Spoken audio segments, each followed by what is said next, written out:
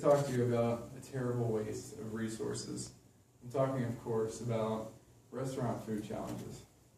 Now, I've made plenty of bad decisions in my life. Chief among them is going to Charlie's Cafe, ordering the 12-egg omelet with 8 pancakes food challenge. Now, food challenges can be harmful to your health, the environment, your wallet, and personally my self-respect. So before actually doing this food challenge, I thought to myself, when am I the hungriest? And since I've never been pregnant, you know, me and my girlfriend talked about it, I'm just not ready for that responsibility. So I decided that after working out is when I'm the hungriest. So when we're talking about hunger, it's the contractions in your stomach that give you that feeling, that stomach growl. And if you starve yourself before a food challenge, then the stomach will contract and you won't be able to hold as much food. So I didn't want to do that. What I wanted was ghrelin. And ghrelin is a hormone that actually physiologically motivates you to eat. And according to the Montreal Neurological Institute, ghrelin actually increases with stress. And working out can be stressful, especially when you're out of shape like I was. But honestly, there are many factors that lead to hunger. My main factor was I was broke. So I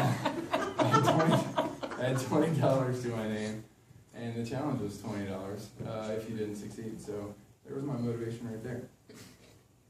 Food challenges in restaurants are usually promotional. A challenge from a local restaurant usually brings in more customers, and those customers fail and they get their buddies to do it and so on and so forth, and they become famous or infamous for their food challenge. Hopefully their food is good. So when I went to Charlie's, I did the food challenge. We get there, the waitress sits us down, she tells us what we want to order. I order the killer omelet. She looks at me crazy for some reason. And she goes back, and after putting in my order, she comes back and she says, you know, after 7 years, no one's actually really completed this challenge before. And I look at her and I straight face her and I say, well, it's the first time for everything. But in my mind, I was like, crap, I can't even afford the tip. So thanks for that, lady.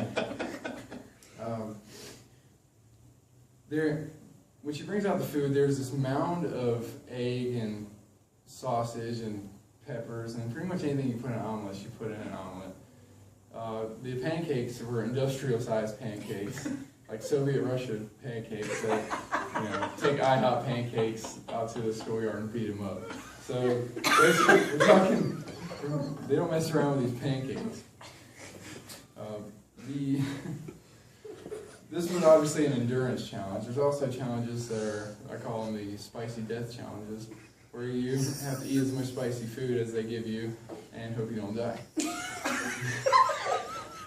There's probably more challenges out there that you can do at home. It just depends on how many YouTube views you want on your channel.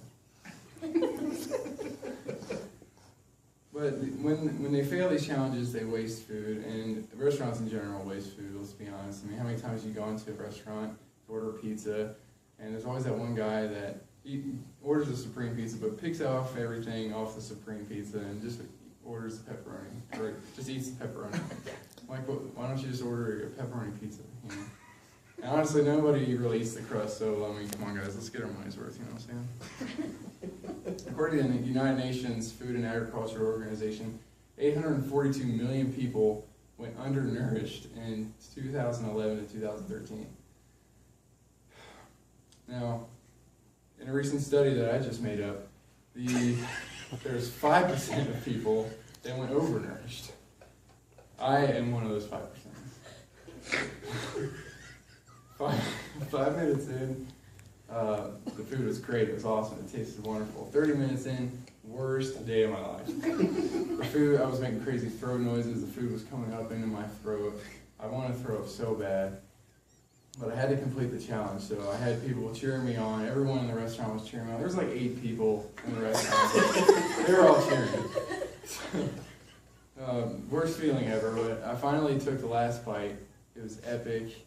The manager came up, shook my hand, took my picture, gave me a t-shirt. My mother was so proud.